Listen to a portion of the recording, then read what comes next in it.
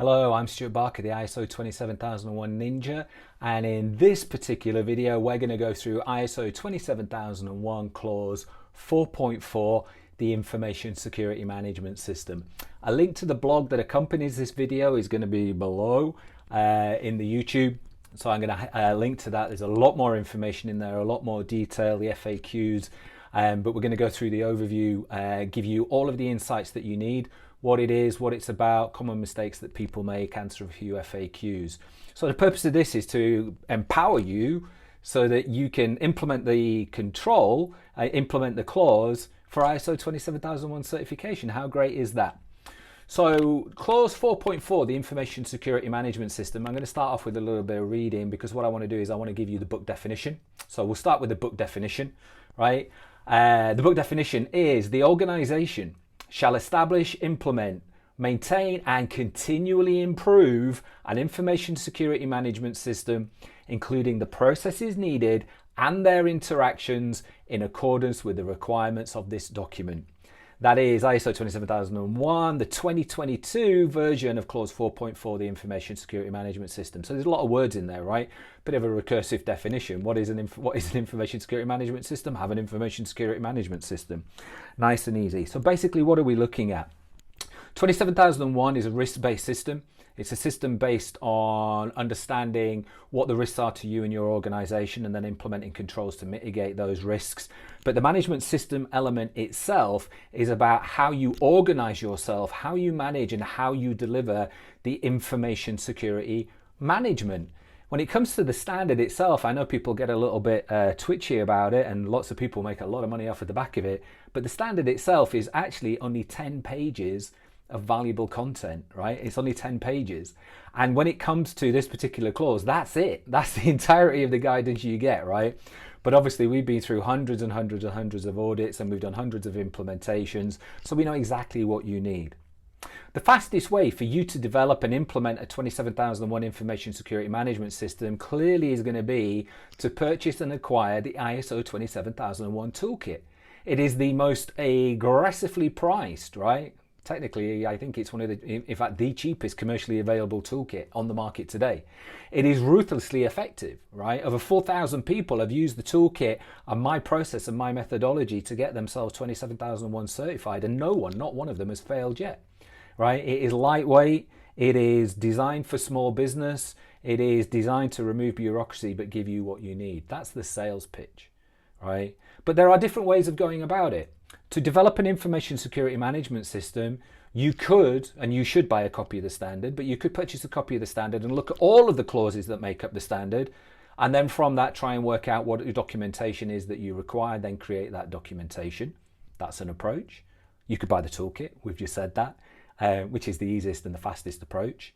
You could engage with a consultant. A consultant for a build and implement of a management system is going to be around about the £10,000 to £15,000 mark. The great thing about a consultant is many of them now use my toolkit. I have a consultant version of it.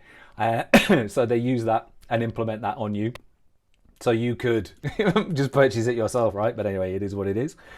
Or another option is you could buy one of these online SaaS management system platforms, right? And there are many out there.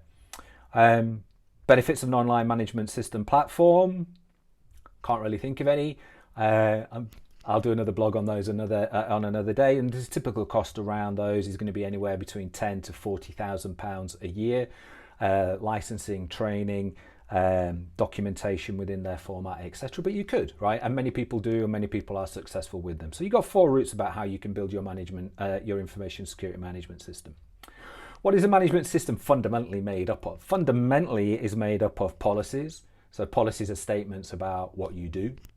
It's made up of processes. Processes are the statements of how you do it.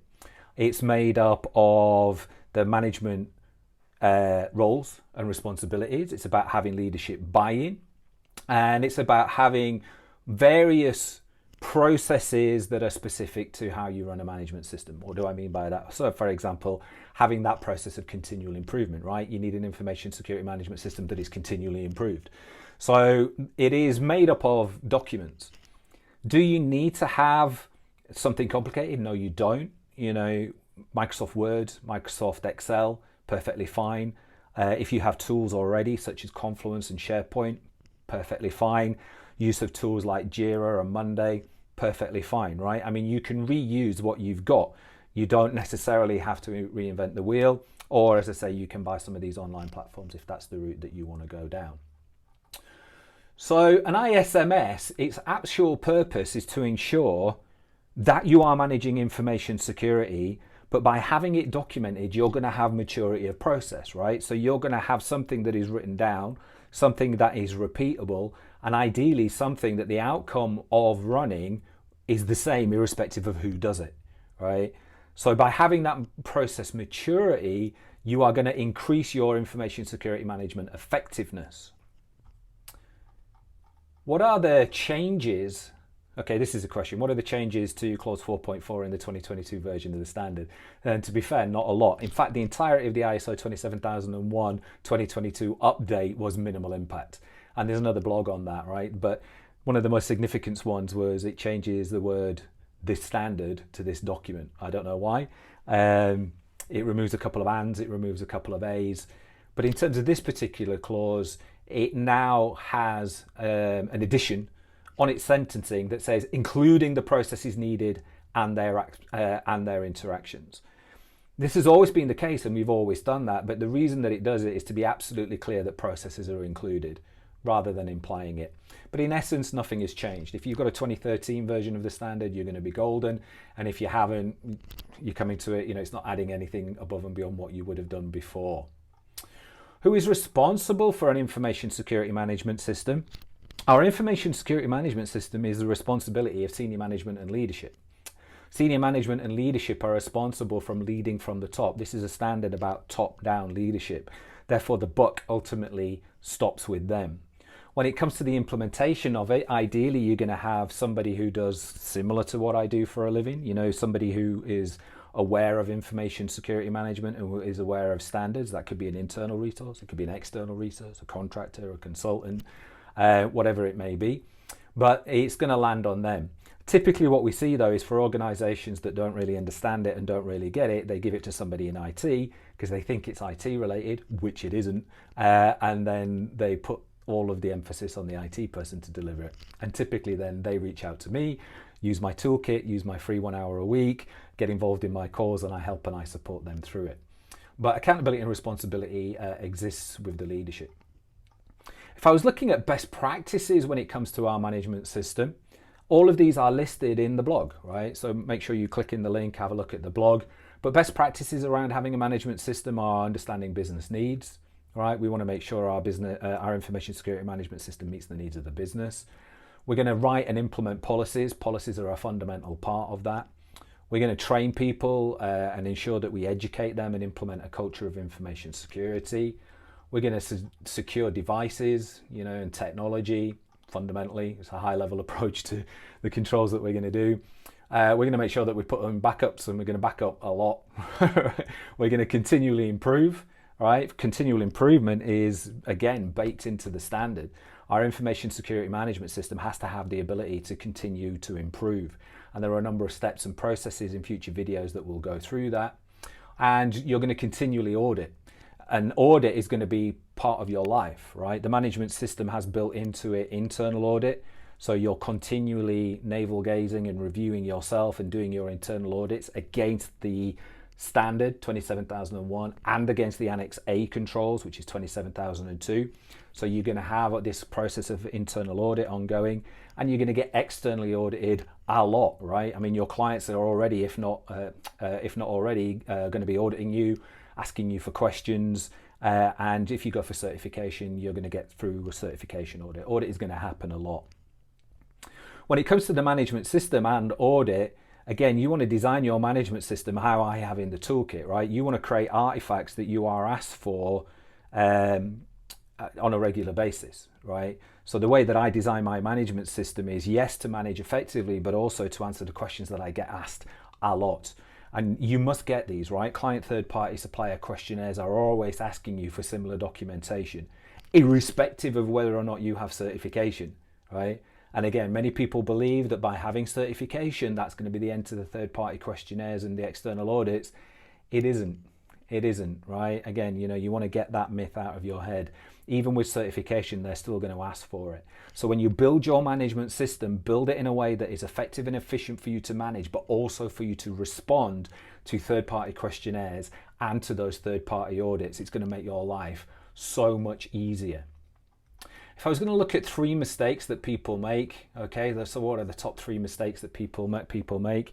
In my opinion, buying a portal or a web-based tool, that is my number 1 mistake that I see people make.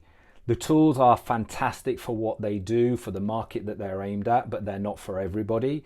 They are absolutely amazing, right, in terms of their marketing and promising you the world, but whether or not they can actually deliver to your requirement, is going to be based on your individual need. So jumping straight in to buying a portal is the number 1 mistake that I see. And I get so many people that come back to me, months in going, oh, the cost of licenses is too high. To turn on these features is costing me money. To do this is costing me money. I thought it would do this and it won't do it. You go, no, keep it simple, right? Keep it as simple as you can. Why would you over-engineer it for the majority of people? And specifically my audience, you, which tends to be small businesses, right? You don't have 10 to 20 to 30 to 40,000 pound on a tool where you still have all the work to do, right? Why not just do the work and save yourself all that money? The second biggest mistake that I see is doing it yourself with no help at all, right? Again, yes, can you do it yourself? Yes, you can. But why wouldn't you take advantage of very, very low cost resources that are proven to work? Why wouldn't you take advantage of a free 1 hour a week Q&A call with me? Right? You don't have to pay thousands of pounds in consulting.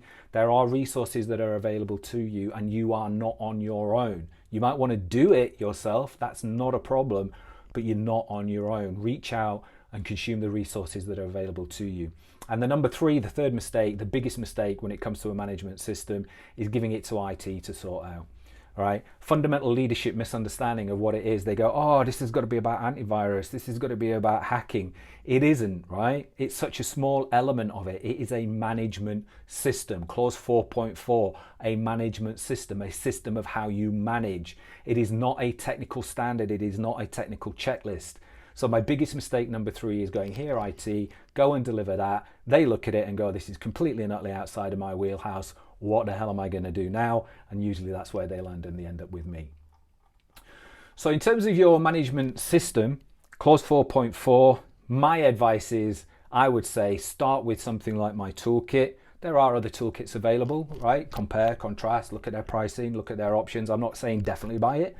What I am saying is start there and then layer on additional services of help as you need them, right? Identify what the help is that you need rather than going to the most high cost, right, answer that you might not need. Build up slowly, because you will shock yourself and surprise yourself with how easy this is with the right guidance and the right tools for you to deliver it. The blog link below. Be sure, please, to subscribe to my channel. I am incredibly needy. I need supporters. I don't need supporters, I'm teasing. But what I want you to do is I want you to subscribe to the channel, because there is such a wealth of content on here. And I'm going through each of the clauses one by one, showing you how to satisfy it. And I'm going to go through each of the controls as well. So be sure to subscribe to the channel. My name is Stuart Barker. I am the ISO 27001 Ninja. This was ISO 27001 Clause 4.4, the Information Security Management System. Until the next blog, peace out.